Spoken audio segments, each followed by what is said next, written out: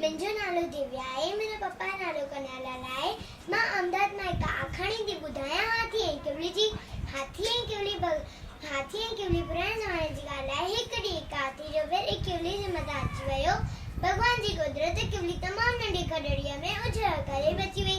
केवली हाथी खे रटवाए करे चयो, मूं मारिया एॾो सारो थियो ऐं ॾिसी नथो हली। जेकॾहिं मां मरी वञा, मुंहिंजे प्यारे बचनि खे केरु संभाले?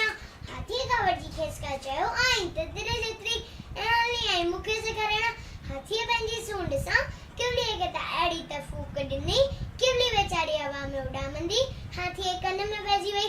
केवली हाथी में अहिड़ो त चक वातो, हेॾो सारो हाथी सूर विचां टिपा ॾियण लॻो, हेठि लेतिरो पाइण लॻो। केवली हाथी जे कन मां ॿाहिरि निकिरी आई। केवली हाथी चयसि, ॾिठई तमाशो, मूं तिरे जेतिरी तो जहिड़े पर्वत खे कीअं न लेटाए छॾियो। ख़बरदार, अॻिते ध्यानु रखजांइ, इन दफ़े मां तोखे छॾे थी ॾियां। वॾा ॻाल्हि कंदा आहिनि। उन ॾींहंनि खां पोइ हाथी खे केवली खां त एॾो त डपु थींदो आहे, मथां न राति ॾींहुं पंहिंजा कन विञड़ी वांगुरु हेॾां होॾां लोॾींदो आहे।